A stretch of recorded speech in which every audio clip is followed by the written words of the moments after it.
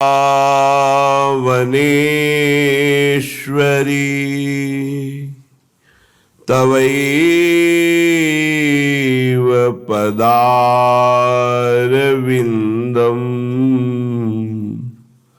प्रेमामृतैकमकरन्द रसौघपूर्णम्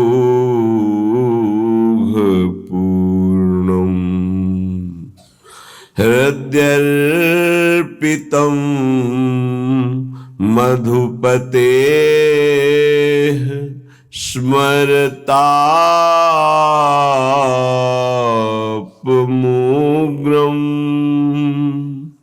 निर्वापयत्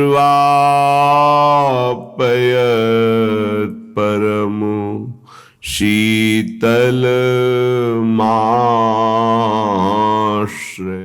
सैर्दोषः स्वैरपि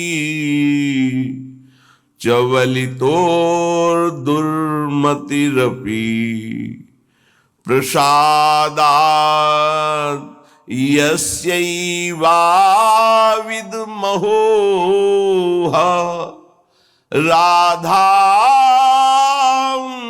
ब्रजपतेः कुमारं वृन्दावनमपि सगौरो ममो गतिः सगौरो ममो गतिः। ऐसे गौरांग महाप्रभु चैतन्य देव को मैं बार बार हृदय से नमन करता हूं। वही हमारी गति है जिन्होंने गुणैः सर्वहीनोप्यहम् अखिल जीवधाम तमोप्यशेषैर् दोषः स्वैरपि च वलितोर्दुर्मतिरपि। मुझ सर्वगुणहीन को समस्त चराचर जगत में सबसे बड़ा अधम मैं हूं, समस्त गुणों से हीन हूं, समस्त दोषों की खान हूं, महादुर्बुद्धि युक्त हूं, फिर भी महाप्रभु चैतन्य देव की हम पर कृपा हुई। ऐसा क्यों लिख रहे श्रीपाद? बड़ा उपहास करने की चेष्टा की महाप्रभु चैतन्य देव की। काशी में विराजमान अपने मठ में जहां हजारों शिष्य वेदांत दर्शन के अनुसार चलने वाले, ब्रह्मबोध की स्थितियां, जब महाप्रभु चैतन्य देव का यश प्रकाशित हुआ तो सुना एक सन्यासी होकर नृत्य करते हैं, कीर्तन करते हैं। ऐसा सभाओं के बीच में ऐसा नगर कीर्तन होता है, घर में बंद करके दरवाजा कीर्तन होता है। भगत लोग खूब अच्छे अच्छे पदार्थों का भोग लगाते हैं। बड़ा उपहास का भाव उनके अंदर आया। सन्यासी होकर ये नाचते हैं, गाते हैं। ऐसा इनको तो एकांत में बैठ करके समाज चिंतन शून्य होकर आत्मस्वरूप में स्थित होना चाहिए। ये व्यवहार ये तो प्रारंभिक भक्ति के साधकों का होता है, ऐसा नहीं होना चाहिए। जो प्रेम की महिमा नहीं जानते हो, चाहे जितने बड़े ज्ञानी हो, उनकी भाषा बदल जाएगी। प्रेम एक अलौकिक दिव्य भगवत तत्व को भी अधीन करने वाली सामर्थ्य का नाम है। जहां भगवान की भगवत्ता का विस्मरण कर दे, जीव के जीवत्व का विस्मरण कर दे। अभी आम ब्रह्मास्मि की सिद्धि वाले कैसे जाने? इन्होंने लिखा एक पत्र में महाप्रभु को कि जो कबूतर है वो कंकड़ चुनता है, बाजरा आदि चुनता है, इतना उसके अंदर विकार होता है। अच्छे अच्छे पदार्थ पाने वाला क्या निर्विकार हो सकता है? क्या ये संन्यास धर्म है? ऐसे कई बातें हैं। महाप्रभु के पास एक से एक सार्वभौम विद्वान विराजमान, भट्टाचार्य एक से एक विद्वान। कैसा सन्यासी, कैसे कैसे शब्दों का प्रयोग कर रहा है। संस्कृत में सार्वभौम भट्टाचार्य जी ने श्लोक लिखा कि तुम्हें यह ज्ञान है, आंतरिक स्थिति से तो मैं उत्तर नहीं दे रहा हूं, केवल बाहरी बात बता रहा हूं कि बड़े बड़े पशुओं का संहार करके स्वयं शिकार करके सिंह खाता है। कहीं कहीं आता है जीवन में एक बार संतान उत्पत्ति करता है, कहीं कहीं आता है वर्ष में एक बार। तुमने खुद लिखा ये बंदर, कबूतर, कई ऐसे जीव पाए गए जो बहुत ही ऐसा काम भाव उनके अंदर। क्या आहार प्रधान है काम में? क्या बाहरी दृश्य से किसी की स्थिति जानी जा सकती है?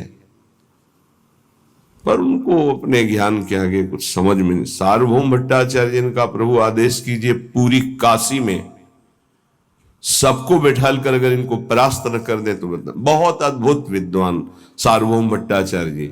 एक कोई ग्रंथ था, उसका नाम हमें याद नहीं है। उस समय ना तो कोई ऐसे छापे थे कि छप जाए, और उस बड़े मोटे ग्रंथ को उनको प्राप्त करना था। तो गए तो वहां उनसे प्रार्थना की कुछ दिनों के लिए हमें दे दो। बोले कदापि नहीं। तो उनका फिर एक बार सुना दो हमें। उनका हाँ ये हो सकता है। एक बार सुनने मात्र से पूरा प्रारंभ से लेकर विश्राम तक पूरा ग्रंथ कंठास्थ कर लिया। ऐसे विद्वान महापुरुष। महाप्रभु से कहा प्रभु आपके विषय में इनको हम काशी में जाके पढ़ा। महाप्रभु का नहीं, ये हमारी भक्ति का स्वरूप नहीं है। संयोगवशात कृपालु महाप्रेम स्वरूप चैतन्य देव जी काशी पधारे।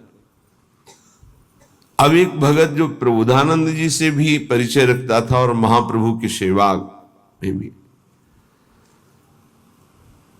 वो नजदीक गया और कहा कि प्रभु पधारे हैं, चैतन्य देव आप कृपा करके मिल ले। वो इसलिए मिलाना चाहते थे कि बहुत अच्छे संत हैं, पर इनके मन में ऐसी भावना वेदांत को लेकर जो आई है, तो ये समझें कि वेदांत ही सर्वस्व नहीं, वेदांत के ऊपर भी कोई रस है जिसका नाम प्रेम है। उन्होंने कहा मुझे किसी से मिलने की आवश्यकता नहीं, मना कर दिया। श्रीपाद प्रबोधानंद, उस समय प्रकाशानंद सरस्वती नाम था। भक्त ने पहले चैतन्य महाप्रभु को प्रार्थना के द्वारा राजी किया कि प्रभु यदि श्रीपाद निमंत्रण दे दें तो आप कृपा करके उनकी सभा में पधारेंगे। तो प्रभु श्रीपाद पर कृपा करना ही चाहते थे। ये महापुरुषों का स्वभाव होता है कि कहा हमारी इच्छा है कि हम आप सब संतों को प्रसाद भोग पवाएं और एक संत संगोष्ठी हो जिसमें महाप्रभु चैतन्य देव भी पधारे। उनका हाँ इसमें मुझे कोई परेशानी नहीं, क्योंकि वो हमारे यहां आएंगे। मान बड़ा सूक्ष्म विषय होता है। इतना बड़ा ज्ञानी महात्मा और मान को अभी बांधे हुए है, यही बहुत मुश्किल होता है। तभी बड़े संतों ने कहा है कंचन तजना सहज है, सहज त्रिया का नेह, मान बढ़ाई ईर्ष्या दुर्लभ तजनाए। ईर्ष्या से प्रेरित होकर निंदा की और मान के अधीन होकर उनके चरणों में नहीं गिरे जाके। जब ये कि हमारे आश्रम आएंगे तब उन्होंने कहा फिर को तो कोई बात नहीं, आने दीजिए। और उनको था कि सभा में बैठ करके हम उनको इस तरह की चेष्टाओं के लिए उनको कहेंगे तो वो खुद मानेंगे कि गलती है। बड़े ऊंचे मंच पर सभा बनी, सब संतों के गिरदे लगे हुए हैं, सब भगवत स्वरूप महात्मा होते हैं। सब इंतजार कर रहे थे केवल चैतन्य देव पधारे और शास्त्रार्थ शुरू हो। महाप्रभु तो प्रेम की साक्षात, जहां वो उच्च स्वर में बोलते थे अमार प्राणनाथ कृष्ण, तो ऐसा लगता था कि प्रेम फैल रहा है, वर्षा हो रही। कोई ऐसा नहीं होता हा कृष्ण ना बोल दे। अमार प्राणनाथ कृष्ण, मेरे प्राणनाथ कृष्ण। नाम कीर्तन के बीच में जोर से महाप्रभु बोलते थे। दैन्यता तो कूट कूट के भरी हुई, क्योंकि स्वयं प्रभु है। प्रेम शिथिल शरीर, नेत्र घूर्णी प्रेम मद से, जैसे प्रियाजू की अंग कांति ऐसे महाप्रभु चैतन्य देव की अंग कांति। गौर वर्ण देखे तो लुभायमान हो जाए, ऐसे कमल नयन विशाल नेत्र, जीव ही पधारे तो किसी को कहना नहीं पड़ा कि खड़े हो जाओ।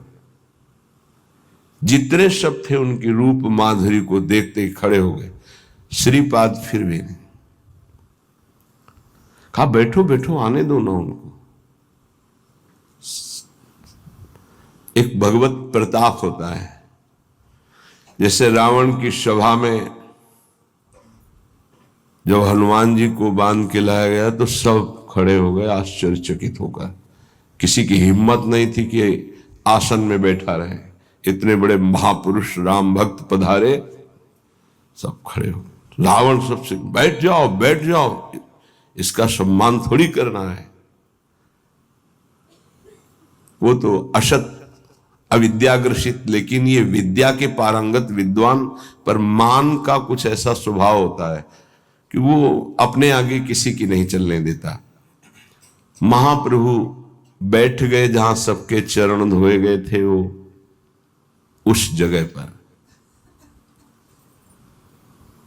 बड़ी शिथिलता है, प्रेम विवशता है। अब तो श्रीपाद के हृदय में जलन हुई कि अरे इतने बड़े महापुरुष जिनका पूरे विश्व में यश फैल रहा है और वो ऐसे दैन्य। लगा धिक्कार है हमारे मान को। उठे और नजदीक गए और बाहु पकड़ी और कहा स्वामी जी आप यहां क्यों बैठ रहे हैं, आप पधारिए ना। तो उनका नहीं प्रभु, आप गुरुजनों के सामने वहां बैठना मेरा उचित नहीं, मैं तो अपने नियत स्थान पर बैठ गया हूं प्रभु उचित। ये जो दैन्यता का प्रभाव, लुट गए पर चरण नहीं पकड़ पा रहे थे, फिर भी मान रोक रहा था। सभा में जाके बैठे, कई वेदांत की बातें की, तो महाप्रभु हर वेदांत के प्रश्न का उत्तर श्री कृष्ण परख देते और कहा वेदांत सूत्रों की रचना और भाषा प्रकट करने वाले भगवान व्यास देव जी भी सब कुछ करके भी एक अशांति का अनुभव कर रहे थे। बाद में देवर्षि नारद जी की प्रेरणा से जब श्रीमद् भागवत श्री कृष्ण रूप माधुरी लीला माधुरी का गायन किया तो उनको परम विश्राम मिला। वो क्यों नहीं वेदांत में परम शांत हो गए थे, क्यों रचना की? बहुत विशेष चर्चाएं हुई।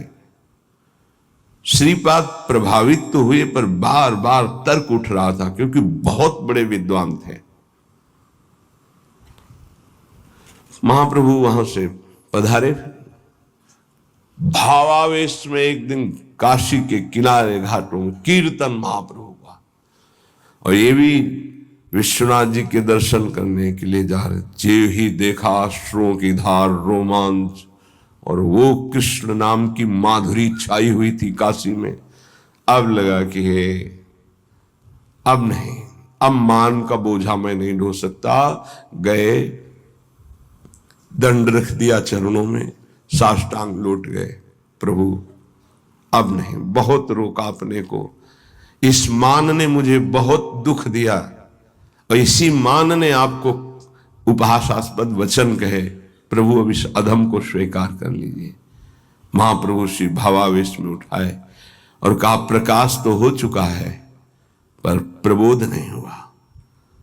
आज से तुम्हारा नाम प्रकाशानंद नहीं प्रबोधानंद होगा, और श्री कृष्ण की अपार कृपा तुम्हारे ऊपर। जाओ श्री वृंदावन धाम की रज का सेवन करो। प्रियाजू की विशेष कृपा तुम पर हुई। वही कह रहे हैं, गुणैः सर्वहीनोऽप्यहम् अखिल जीव धाम तमो। मैं सब गुणों से हीन हूं। उस स्थिति का चिंतन करके कह रहे हैं, मैं